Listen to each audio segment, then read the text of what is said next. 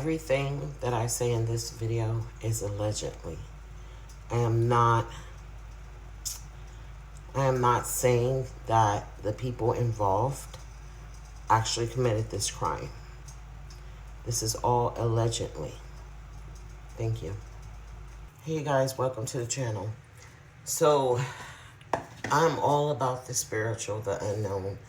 I am a natural born seer. I'm clairvoyant, clairaudient, empathic, and divinely connected, okay?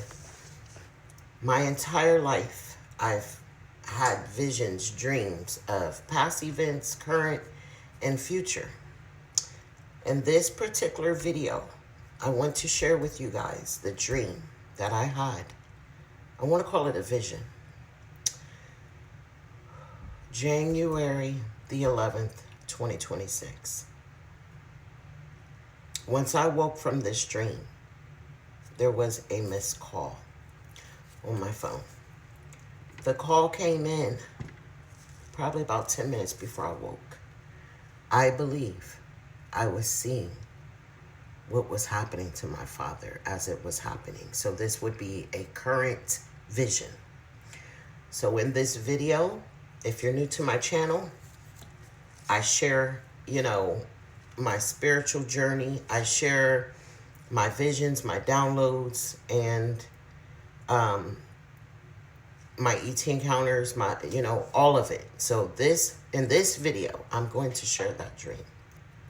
Let's get into it. Now, while I tell this dream, I will break it down in the end, but I am preparing for dinner, okay? Look at that. That's amazing. Hold on, I got one better. Like, wow. They gave me one big potato. Like, this is perfect for a loaded potato, right? So,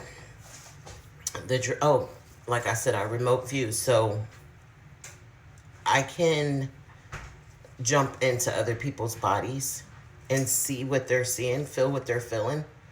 So in this dream, because I thought I was there, but I realized towards the end, I was not there. I was there in spirit. So I was remote viewing. So the character that I'm a man. Okay. So I am a young man somewhere in my late 20s. And okay, so just keep that in mind. I'm a man. Let's say I'll call myself Clarence, okay? Because that's who it was. It was my dad. The dream starts off in this very small town. One of those kind of towns where everybody knows each other, right? I am walking with my friends who happen to be a couple. It's a man and a woman. They are a couple. We're headed to the little, local grocery store, little town store to grab a few things. It's Friday afternoon. And as we're walking down this, country road, because it was like a couple of miles, to get there, we're talking about what we're going to do, It's not much to do in the country. So, my friend Paul, his name is Paul, and this is a real person that I believe in all my heart. This was Paul coming through, telling me what was happening to my dad. Paul suggests that we hang out at the lake. He goes, well, there's not much to do.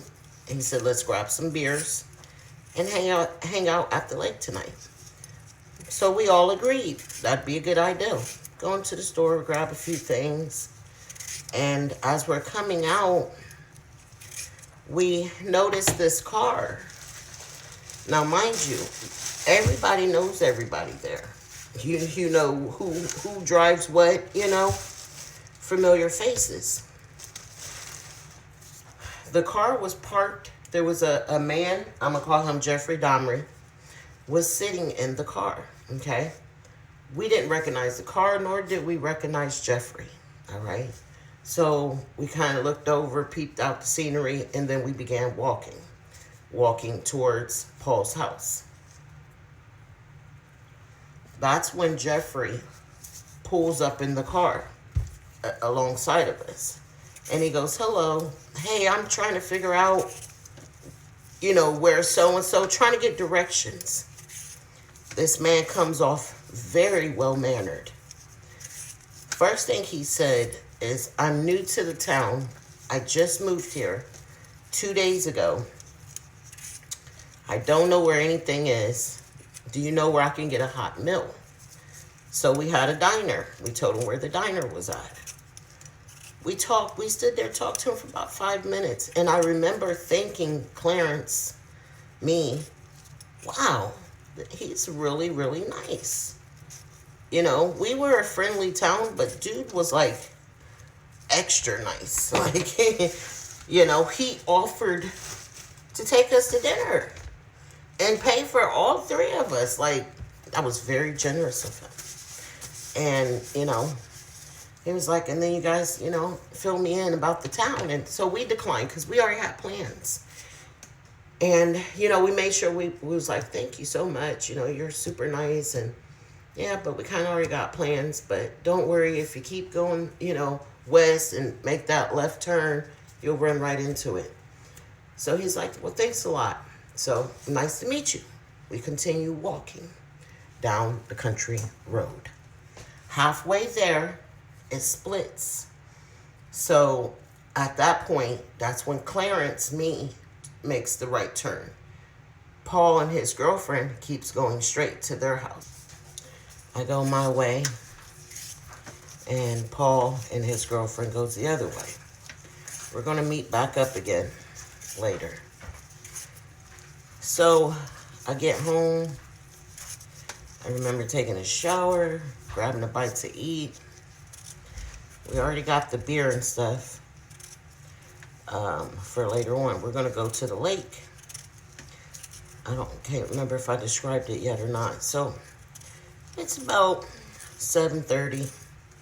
It's going to take me like a half an hour to walk there. Hey guys, I hate to interrupt the video, but if you see a hype button, do me a favor and smash that button. And if you're not subscribed yet, do subscribe. Turn on your notifications. I post tons of content. I'm sure you'll find something you'll love. And make sure you like this video. Appreciate you guys. Peace. To walk to Paul's. So I'm going to go to Paul's house, and then from there, we're going to walk to the lake, which is another about half an hour. So I head out. It's summer. The sun was still up. It didn't start getting dark till like 9 o'clock. I'm on the main road, country road. I'm walking, and here comes a car. Of course, it's a small town. I turned to look, and it's that same gray Oldsmobile I saw earlier. It is Jeffrey Dahmer. That's the name I'm going with. Okay? So, because the reason why I'm using Jeffrey Dahmer, because no one knew who he was. He portrayed to be a certain way, but then in the end we found out he was something else. Way much more crazier. So boom, he pulls up beside me. He goes, hey, I remember you from earlier. I'm like, yeah, I remember you. How are you? And he goes, where you headed to? He has a car, remember? So I'm like, oh, I'm just meeting up with the friends you met earlier. He goes, oh, okay. He goes, well, it's going to be getting dark soon. I said, yeah, I'll be there before it gets dark. And like he did earlier, he offers me a ride. Now, earlier we declined. And I was getting ready to decline again because I didn't mind the walk, It's beautiful. There's woods on both sides of me. It's a nice nature walk. But he was persistent. Keep that in mind. And, he was like, that way you can fill me in about the town. Because that's why he was trying to take us to dinner earlier. Man, I wish I could have told my dad this dream. He might have listened. So, I agreed. I got in, came around to the passenger side, and I got in. I told him, just keep going straight. And my friend's off to the right-hand side. So we start talking, small talk. I just told him, yeah, there's a church here, just filled him in about the town. Couple people to beware of, stuff like that. So then he asks, Jeffrey does, what do you guys got planned tonight? I shouldn't have told him, but I did. And I was kind of thinking he wanted to tag along. So I was kind of hesitant at first. He goes, I got a great game and that I'm going to watch. So then when he said that, I was like, oh, well, he's just doing small talk. He's not trying to be the fourth wheel. So I said, oh, well, we're going to actually go up to the lake that I was telling you about, because I told him about the lake, how to get there. And I even told him there's so when you pull in, there's like a small gravel parking lot. There's woods straight in front of you. There's a man-made trail in the center, okay? But all the way to the right, at the end of the parking lot, there's a skinny trail that leads to the maintenance building, which is this little red brick building. And it has, supplies in there. A water faucet on the side, like if you ever need water. So, and then I told him, if you go and through the middle trail, so if you just go in the middle, you'll come out of the woods onto this dirt hill. And it's like a cliff, you walk up to the edge of it and boom, there's the water. So that's how we access the water. So I told him all of this, right? So eventually we arrive at Paul's house. I didn't have him go down the driveway. I just, had him pull aside. And Paul had like a gravel driveway. I said, I can walk from here. Thanks for the ride. He said, you guys have fun tonight. Thank you. Boom, get out. Paul and his girlfriend's coming out the house, and they kind of looking like, they had that look on their face like, did you? Whoa, bro. And I'm like, it's cool. He gave me a ride. He saw me walking, and he goes, okay. Paul thought it was kind of, no, his girlfriend. Paul's girlfriend was like, okay, he's kind of giving the creep vibes now. Like, is he stalking us? This is where it gets tricky. This is where the remote view comes in at. Wow, remember, I'm the man. I'm Clarence. I'm sitting there chatting with Paul and his girlfriend, and we're basically outside of their house. This is where I come in spirit. I'm in the woods. I'm in between Clarence and Paul and the girlfriend and Jeffrey Domry. Let's call him Jeffrey. I'm in between. I thought I was there, you guys. I didn't realize until I got into his back seat that I was not there in flesh. He's still parked. He pulled up like he was going to drive off, but he didn't drive off. He's watching them. And I see it, and I see the look on his face. Like he was craving something. And I'm like, hey, you guys, But they're talking. It's like, I didn't know if they didn't hear me or what. So I'm like, nah, man, let me, this dude's up to something. Let me go follow him. So I slide into the back seat and I'm hiding, because I'm scared. I'm thinking he's going to see me. That's when I realized I was there in spirit. He couldn't see me. This dude drives to the lake. Jeffrey goes to the lake. I knew he was up to something. He pulls in at the end instead of the middle where he's going to, where the trail is in the middle that leads to the hill. He pulls in all the way to the right. And then He drives through the grass. He does not stop there. He goes in through the trees like he's trying to hide his car. And I'm looking and I'm like, what the hell? What is he doing? The maintenance building is right there. He actually backed in. He gets out. So at this point, I get out the car when he goes and he breaks into the maintenance building. I get out the car. I'm hiding in the woods now, watching him. Like, what is this dude up? What is he doing? What is this? He goes inside. He breaks in, breaks the lock, goes inside the maintenance building, and comes out with like it was a big ass hose that was like 50 feet long. I just remember him carrying it like this. And I'm like, okay, is he stealing? Dude need a hose? Like, I'm thinking he's taking it back to his house. Maybe he's got a garden. He's planting a garden. He sits it down and he's looking around the building. He finds the water outlet faucet thing. He looks at it. He scratches his head.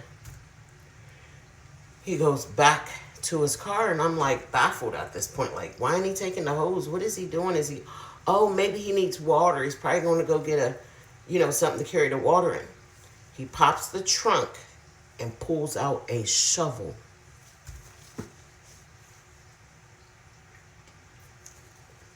Oh, it's about to get real fucking good. I'm like, okay, what does he need the shovel for? He then cuts through the woods because he's off to the right. The hill is over here. He's over here. The hill's over here. He cuts through the woods. Once again, I'm ducking, still thinking he could see me. He goes over to the dirt. It's a dirt hill, okay? He goes to the edge. He looks over. He goes back to the car again. He laid the shovel down, goes back to the car again. And he has a pile of metal bars. I can't describe what it was. I just remember him like hauling, having to stop. And, it was just a bunch of metal poles. And it looked like fishnet, like wiring, like for fencing. Dude finally gets it back to the hill. And he's looking around like he's looking at the time, because I told him around 9:30 we'll be there. So he's got about 45 minutes to do whatever it is he's going to do. He keeps looking like he's checking to see if anybody's out there. Anybody's, just making sure he's alone. This dude begins to build with the material that he brought over there. The materials. A man-made cage. I said, when he completed it, the top, he even made it to where, the top is like a trap, y'all. Once whatever went inside of it, it closed. You wouldn't get out of it. So I'm like, well, maybe he's about to fish. It's not the ocean. Like, this is a lake. We don't have crabs and lobsters here. Like, maybe he's trying to catch a big fish or something. I'm giving him the benefit of the doubt. I know he's suspicious right now, but I don't know what he's up to yet. He goes back to the car yet again. Comes back with this like 20-foot thick rope. He's got it, over his shoulder. He's carrying it. And I'm like, oh, this isn't good. Something's not right. He ties it to the cage, double knot. He brings the cage over to the end of the cliff, the hill, and he drops it down into the water. He takes the end of the rope. He walks over. So it's not laying on the hill. He walks way over here to a tree. Remember, it's going to be dark, so we're not going to see that rope. And he ties it to this thick tree branch. Okay? And there's rope hanging. But it's not laying on the hill, you guys. The way he did it, we would not see that rope. We were not going to see that rope. That would be so he could pull that cage back out. He's trying to trap something. I just don't know what yet. It gets deeper. What he does next changes everything. And this is why I came up with the name, Jeffrey Dahmer. What he does next. He goes back to the maintenance building. He takes that hose, the water hose he had earlier. He takes one end and he ties it. He twists it up into the water faucet, the outlet. He then picks up, because it's, it's wrapped around. He picks it up and then he starts to, unravel it. As he's coming back towards the hill, I'm freaking out now. I'm like, okay, why would you need, he hasn't turned it on yet, but why would you need water when there's a lake right there? What are you doing, bro? I'm watching a dude. And I'm trying to decide, should I go back and warn my friends? But they didn't respond to me when I was saying something earlier.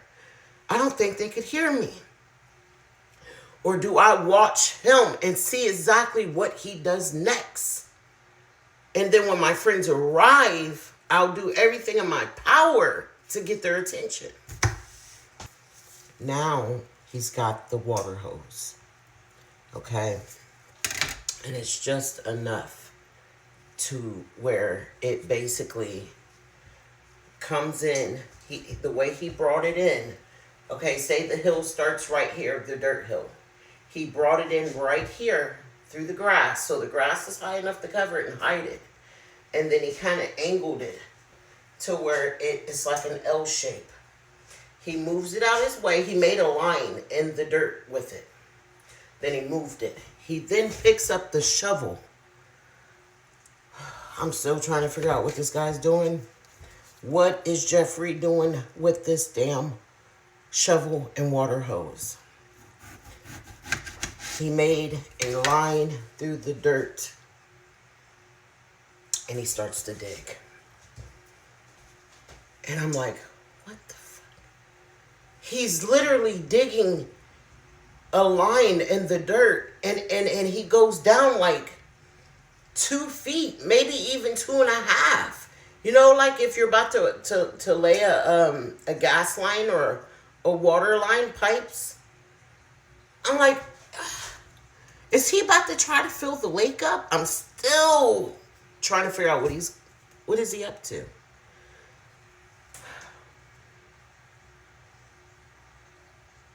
And I couldn't see the cage. I was scared he was going to see me, so I couldn't come out and look. Maybe he's going to add water to the, to the lake to cover the cage up. It wasn't making sense to me. Once he's dug out his line, he takes the shovel, lays it down. He picks up the water hose and he angled it and sat it down into that line he dug out. Wow. And it's not running all the way to the end. That's when I realized, oh my God, he's getting ready to flood out the fucking hill. But hold on. My friends aren't dumb. They're not going to stand in mud, but that's why he dug 2.5, 3 feet deep. So he only went halfway with the hose. So there's several feet before you get to the end. He stops. He fills it back up with dirt. He buries it. He buries this hose. He fills in the part where he had dug. He fills everything back in. I knew what he was doing at that point. I said, oh my God. Now, if he'd have took it all the way to the end, where the water would have shot out into the lake, okay. But that's not what this is. No. Halfway? Are you trying to create like quicksand? Or are you trying to create a slippery slope. Remember that word. Remember that. Remember that statement.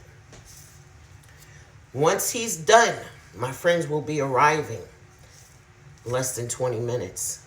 He jogs. Like he act like he's got his shovel. His, whatever stuff he had left over. He jogs back to the maintenance building. Turns on the water full blast. Heads to his car, to the trunk, pops it, puts his tools away, closes it. Then he pulls back out, and then he goes on the other side. He pulls up through the grass, through the woods, the trees, on the other side of the maintenance building. He's going to wait and watch. Now, I'm still near the site. I'm looking. It's starting to get dark. It looks like regular dirt. It doesn't look muddy yet. It doesn't look slippery. None of that. He even packed it down to where it doesn't look like anybody's been digging.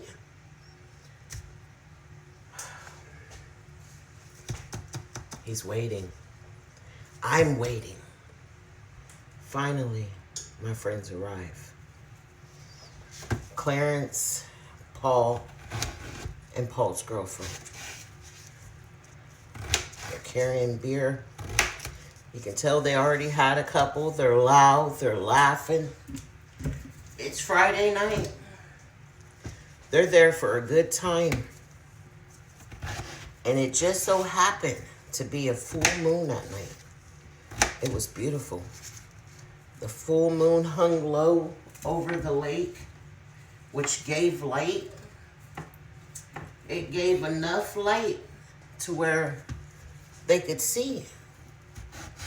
So here they come, up through the trail, out of the woods, onto the hill. They're slowly walking and talking. They make it up. They set their stuff about 4 feet away from the edge. They was carrying a small cooler with a couple beers in it. And they, one at a time, they kind of looked over at the edge, looked at the water, and they're all standing there. So Paul and his girlfriend, here's the edge. Paul's about 2, maybe 3 feet away from the edge. His girlfriend is right here to the left of him. Clarence is kind of like diagonal in front of Paul. He's about 3 feet away from Paul. So Clarence is maybe 6 to 7 feet away from the edge. They're standing there talking. That's when Jeffrey comes out of his little hiding spot, okay? And he's in front of the maintenance building, but he's around the trees, so it's dark. They can't see him. And he's watching. I'm over here, so he's to the right of them, I'm to the left. I yell out, "You guys, get away from the edge." I said it about 3 times. No one heard me. Like, I knew I was there in spirit, but I really knew at that point, like, what is this? Like, why? Why am I being shown this if I can't help or do anything? At that point, I remember looking for a stick. I found a small stick and I threw it. And the girlfriend goes, "Did you guys hear that?" So, so at this point, I'm like, oh, I got to find a bigger stick. If I could, like, keep throwing stuff, they'll get scared and they'll leave. Okay, I need to find another stick, something bigger. So while I'm looking in the dark, trying to find a bigger stick to throw, all of a sudden I hear Paul say, "Oh man," and I look up and it's like, okay, so remember, he buried it. about 2-3 feet deep. The water had time. It had that 15-20 minute grace period to build up. And it was like a mudslide. And like he's doing this, you know, he's trying to lean forward, but his feet are sliding back. And he's only like 3 feet by the, you know, at the end of the cliff. The girlfriend grabs his hands, you know, to like stop him from sliding. And they both go off. Clarence hasn't went off yet because he was 6 feet back. I'm in spirit, so I see Paul. So the girlfriend, boom, she goes straight into the cage. Paul hits his head on a rock going down, and then boom, goes into the cage. When he hit his head, he was out. That was the end of it. Clarence trying to, like, you know, save his friends but not also be a victim. He takes one step. When he took that step forward, he put his foot over here. So he was trying to move forward but off to the side to where the grass was at. That whole hill from, I'd say, remember, he didn't put the hose all the way. He took it halfway.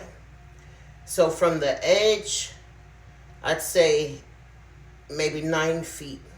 Clarence is 6. So that area was already getting ready to,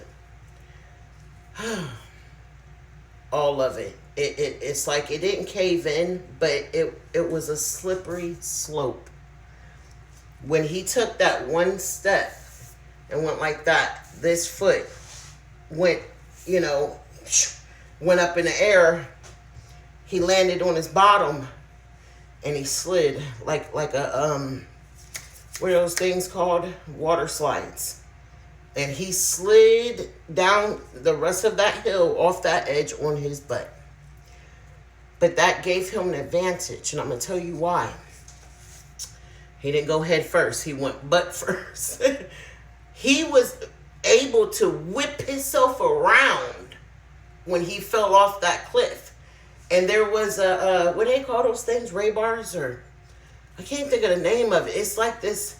You see them. You see the metal bars sticking out of the concrete. Well, anyways, along off the cliff down here was all rock, and it was all rock going straight down, and there was these bars that stuck out.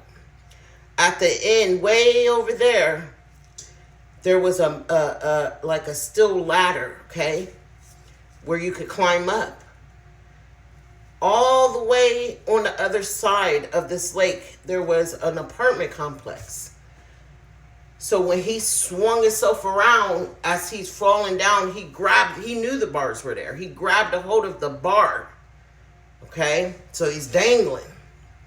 He's holding on to this bar, and he has to use all of his strength to grab the other, you know, put his hand up there. Just like the monkey bars, because the next bar, he had to swing to catch it because they weren't that close together. So that's what he did. He hung for a minute to catch his breath, to get his strength together. His adrenaline was rushing. Okay, that's what he needed, though, to complete this task. And he did it. You know, he made sure he was at the very edge. The very end of the bar before he swung to grab the next one. A couple times he almost slipped, but he made it. He made it to the ladder. Now, Jeffrey is assuming all three, because he watched from where he was at over here to the right. He saw all three go over. So he's assuming they're all in the cage. He turns off the water. While he's doing that, because he's getting ready to clean up the evidence, you know, get the hose and all that, Clarence is now climbing up this dam, you know, and he gets on to the ground, and he starts to limp towards those apartments. While he's doing that, while he's headed to the apartments, Jeffrey is cleaning up his evidence. So he, he didn't even have to dig. He just pulled it out, the water hose. He cleaned it off, cleaned the mud off, and he wrapped it back up. He went back inside. Check this out, y'all. He had another lock and everything. He just, it would be a different key. He puts everything back where he got it from, closes the door, puts a new lock on it. Okay? Puts a new lock on it. So when the maintenance people come, they just ain't going to have the key for it. That's it.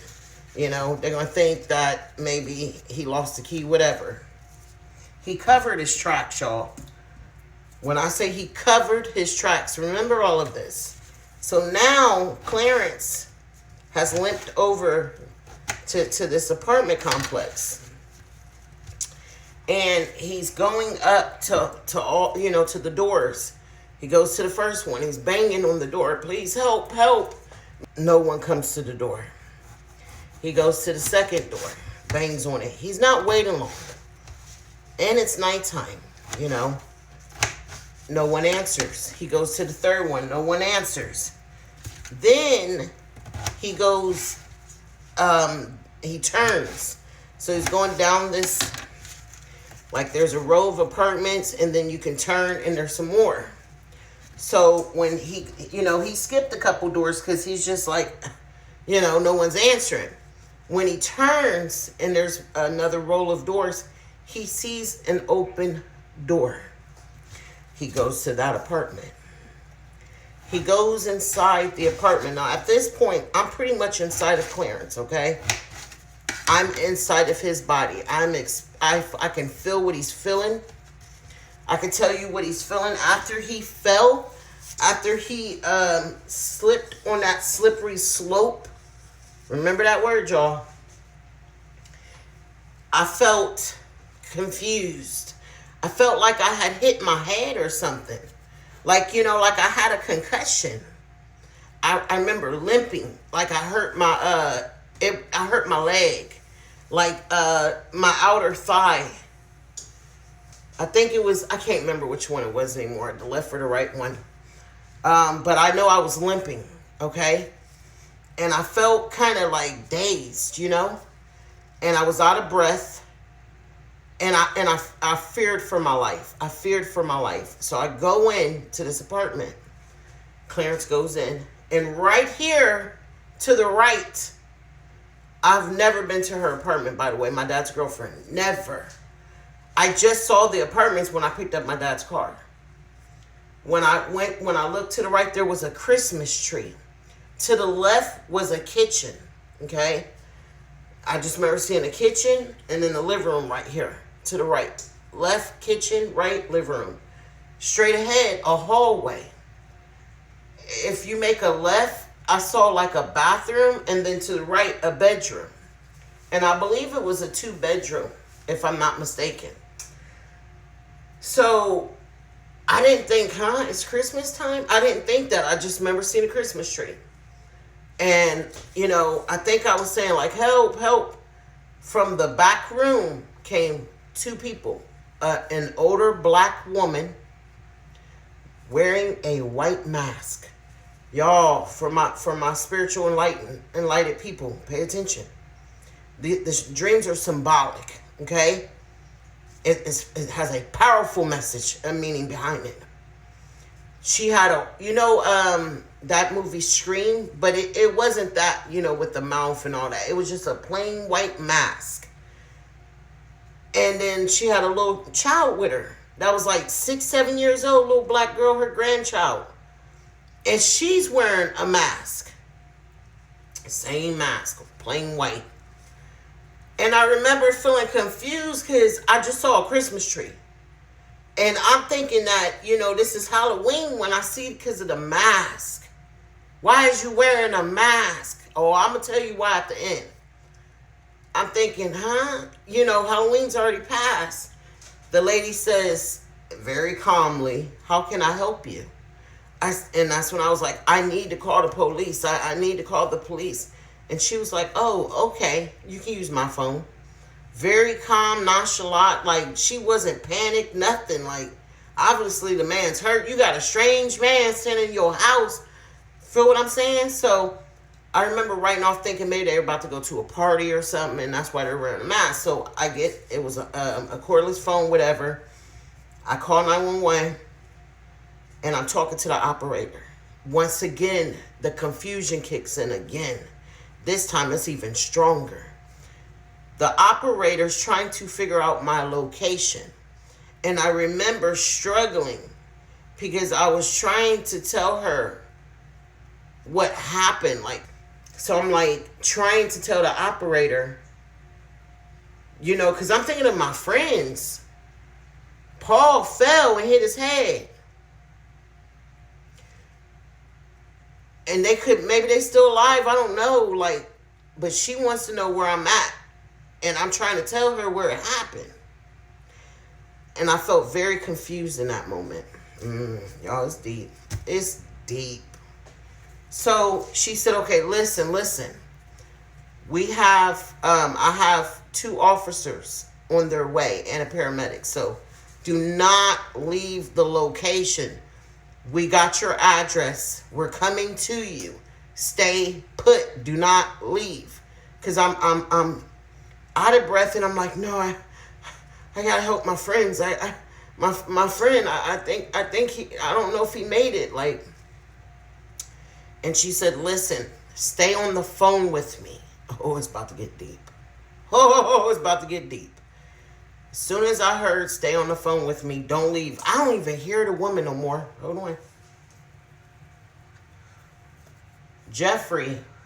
Oh, I'm going to break it down. Let me just finish. I'm going to finish and then I'm going to break it down.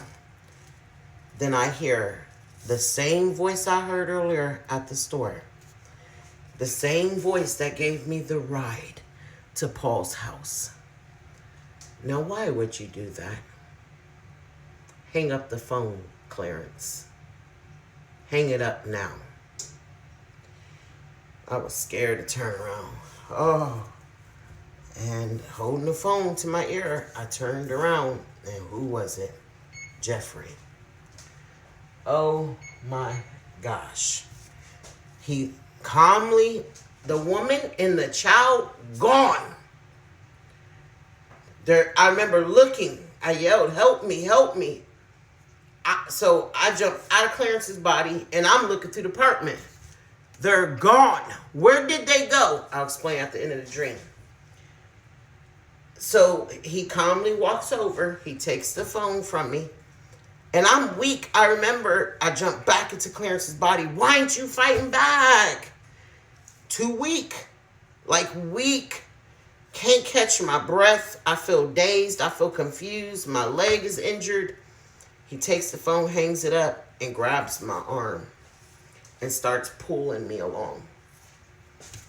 He pulls me back outside where I came in from. Because remember, the woods, like when you go to the very end of the wood, the very end of the lake, the lake curved in a circle like this. So the apartments could see over the lake too. But the woods was straight. So at the very end of the woods, you climb over this, like, it was about 2 feet, 3 feet tall, a brick wall, or whatever they call that. Boom, and you're in the parking lot of the apartments. So we walked. He didn't put me in a car. I just remember, you know, him pushing me over that, like, go, you know, forcing me to go back into the woods. Boom, we get over that little brick wall, and he's pulling me. And I cannot, like, for the life of me, I couldn't resist, y'all. And I was in his body. I kept jumping in and out because I didn't understand. Why aren't you fighting? Why aren't you fighting? You got this. You can knock him out. Couldn't do it. Too weak. We get back to the damn hill, y'all. We're coming in. Here's the muddy hill. We're coming in from the side. Now, he's smart. Jeffrey was smart. Because once you hit that mud, because remember, all that water, you sliding. It's like a slippery. It was a slippery slope. Remember that. So he came in. So say the mud started here.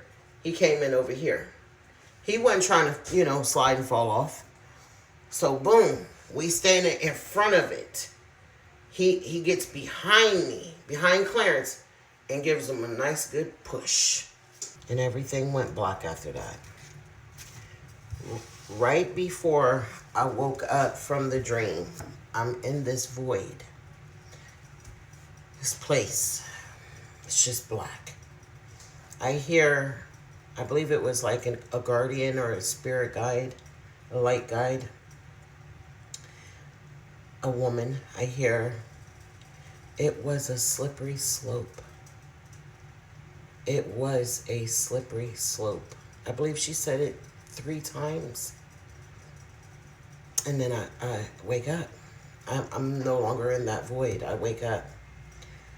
And I'm just kind of like, what the heck? What was that about? But I knew it meant something, because the fact that, one of my spirit guides came through and was like, it was a slippery slope. So I needed to document this dream. Lately, I've been documenting all my dreams, okay? I don't have just regular dreams. I never have. So I get up, I go to the bathroom, I grab my phone. I'm like, tunnel vision. Get this dream out before you forget it. Because, I have to hurry up and tell my dream or it slips. So I go into my notes. Boom. I tell my dream. I record it. That's that. I was done. I'm, coming to it, about to make me a cup of coffee. I see that, I got some text messages. I have a voice moto. And I'm like, who called? So I go into the call center thing, and it's like 15 minutes ago. I'm like, but my ringer's off, you guys, so it went and woke me up. And I had only been up for 5 minutes, maybe 10 at this point. So basically the call came through, I'd say about 5, maybe 10 minutes before I woke up. So I listened to the voice message. It's my dad's girlfriend. And I had hit her up the night before trying to stop by and visit. But my dad's phone was going straight to voicemail. And so when I text her, she never got back with me until late that night saying, I'm sorry, I just saw this. So I'm thinking, she's calling me to see if I want to come by today, And she left a message. So I'm listening, and the first thing she goes, ooh, I'm so angry with your father. And I'm like, uh-oh, okay. And she's like, there's been an accident. My heart dropped, y'all, because I just had this dream. And she's like, he fell in the shower, and I had to call the ambulance. They rushed him to the hospital, and he's at St. Anne's. I'm going to clean up the mess. He had diarrhea. So I want to clean it up so it doesn't stain anything. And then I'm going to go to the hospital. Let's break the dream down, shall we? Now this is where it's going to get deep. First, let me finish. So I jumped up, threw some clothes on. I did not call her back. It's echoing. I hear my spirit guide echoing that what she said. It was a slippery slope. So he slipped and fell in the shower. Okay, but that wasn't an accident on that hill. And diarrhea, mud. But that wasn't an accident. Remember the dude, Jeffrey? He intentionally created it so they would slip. What about the woman and the child that was wearing a mask and then they disappear? They literally disappeared. She went outside the hallway, outside waiting for the police. She went nowhere in that apartment. And why she have a mask on and there's a Christmas tree up? It's not Halloween time. Remember how I always say demons scatter in the presence of divine light? They will scatter. They won't stay around you. Check this out. So I'm crying. I'm freaking out. I'm getting dressed so I can go to the hospital. I started praying and, declaring protection over him and stuff like that.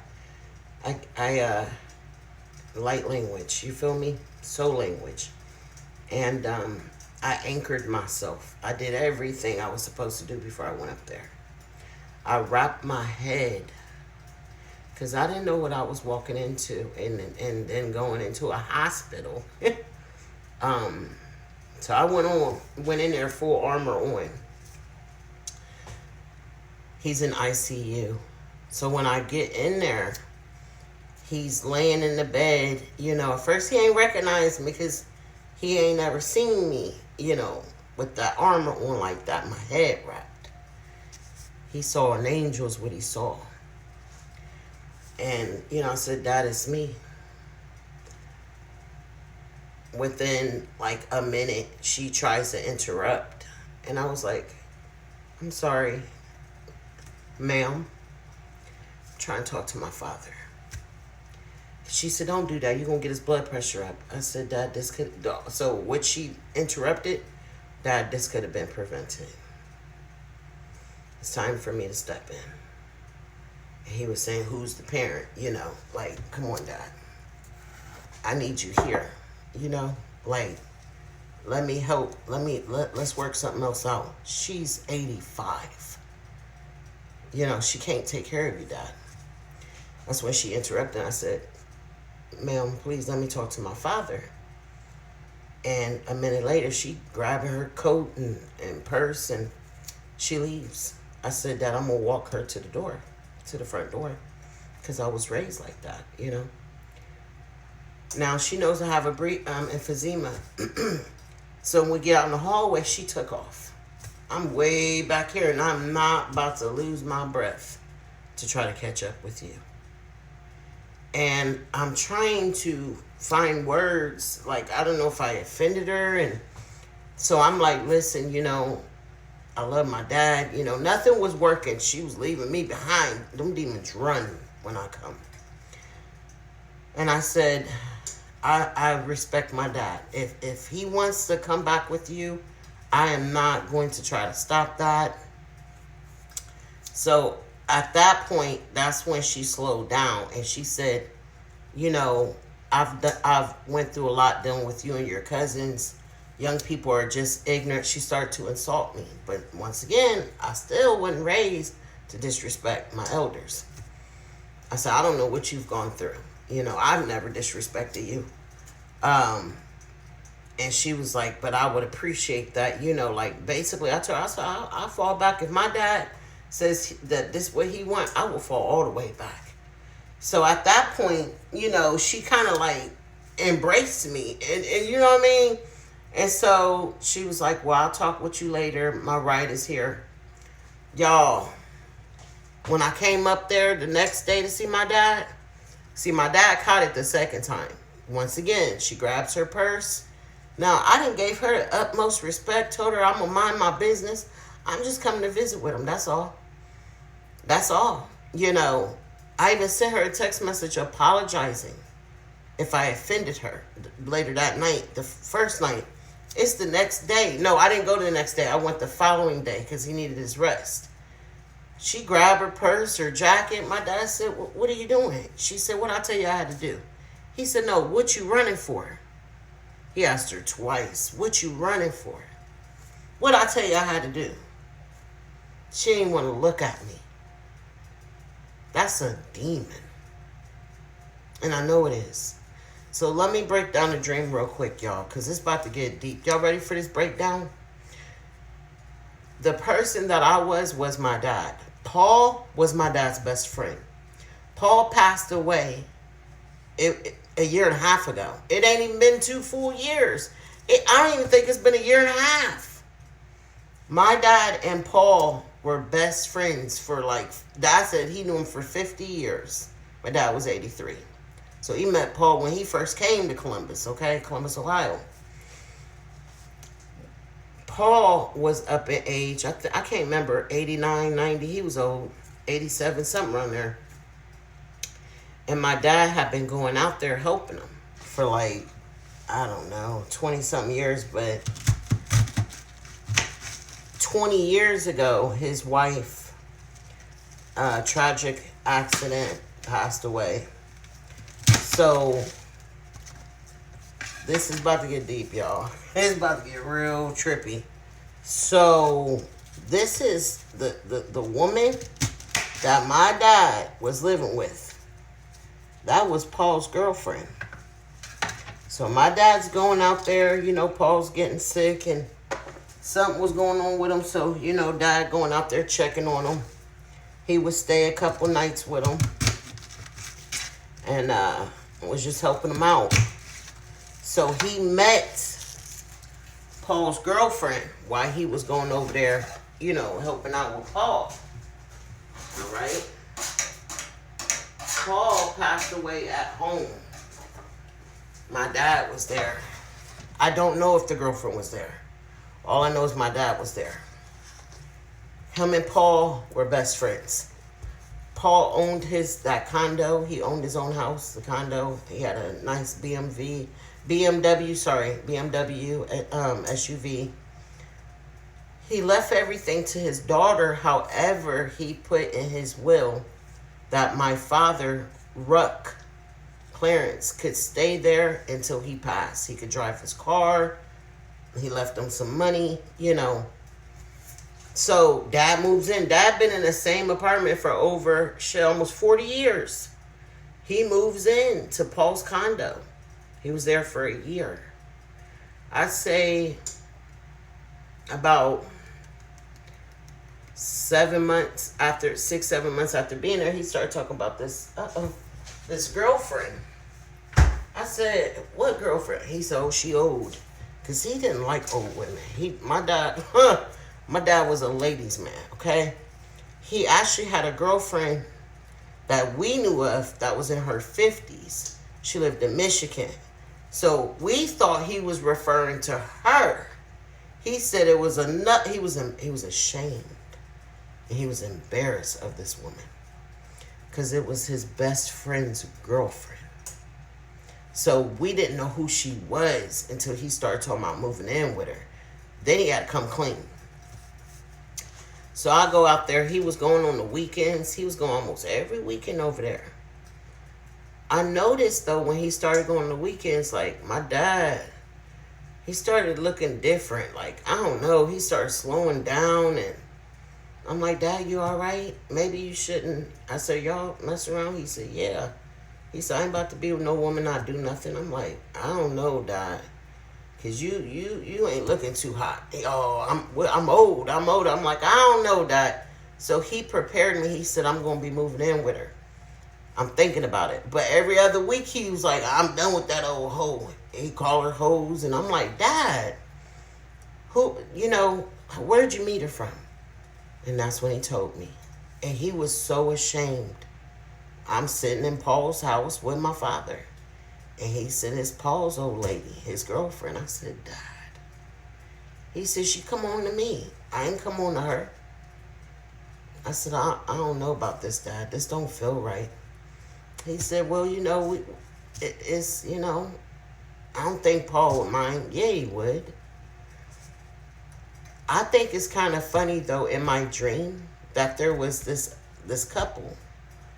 That the couple represented Paul and his wife. Not Paul and the girlfriend everybody passing around, okay? Paul was trying to warn me that my father was not in good hands. You understand? When he passed away on the 25th, there was another accident. She gave 2 stories. She told the police a different story than what she told me.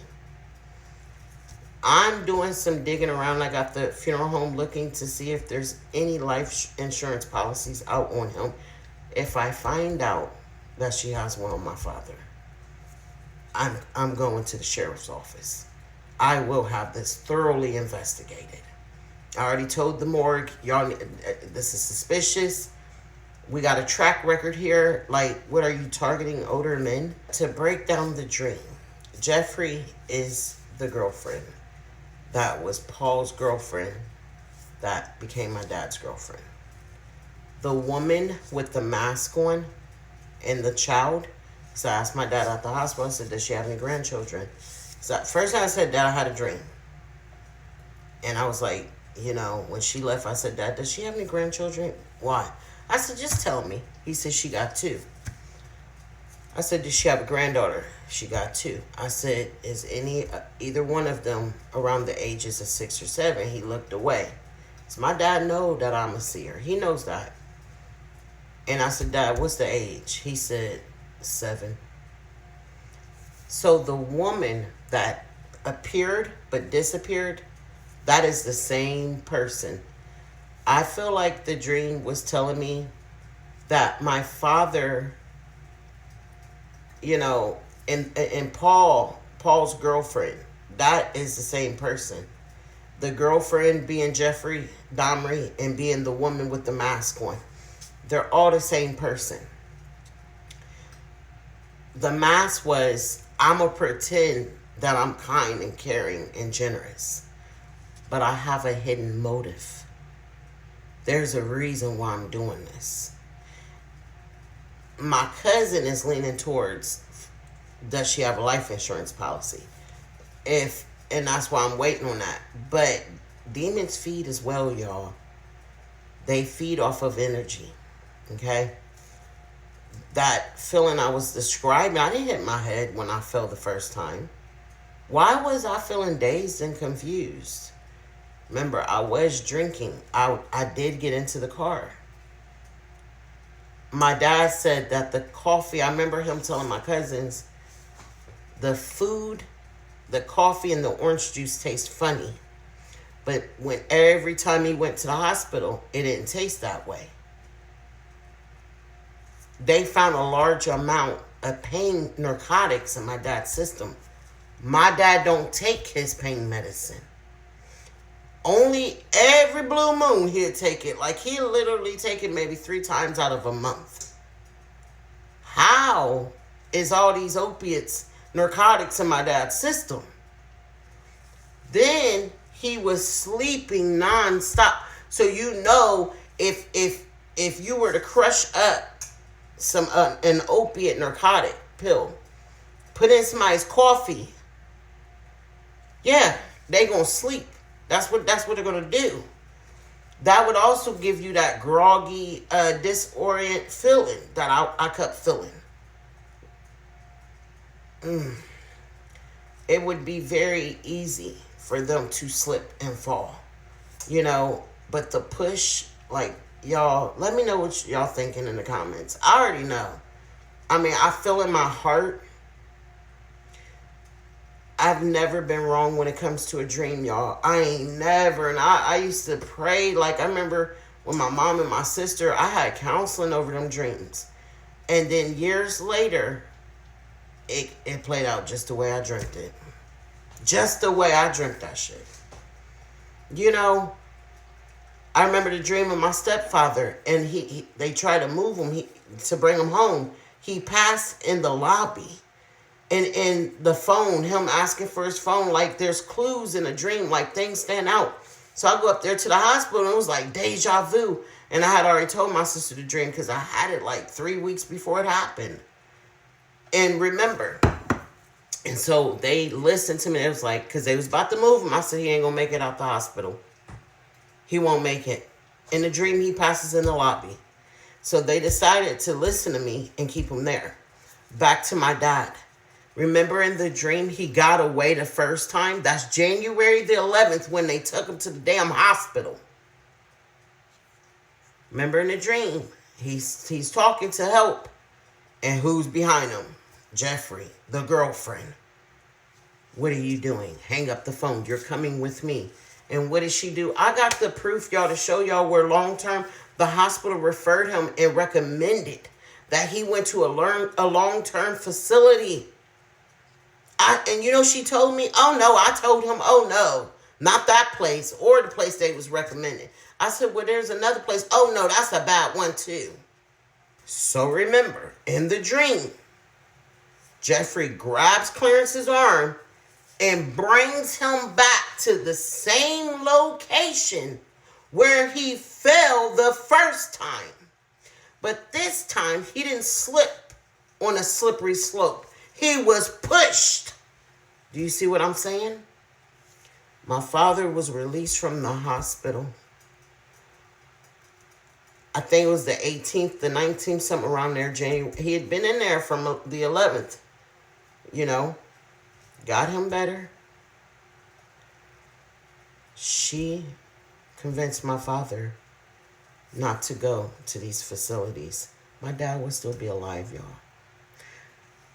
When I saw my father, the last time I saw my father at the hospital, because I went when he first went there, when he first got there, and I seen him again, he looked so much better. His face started to plump back out again. His everything was sunken in, like so he refused to eat and drink water there because he knew she was poisoning him. He knew it.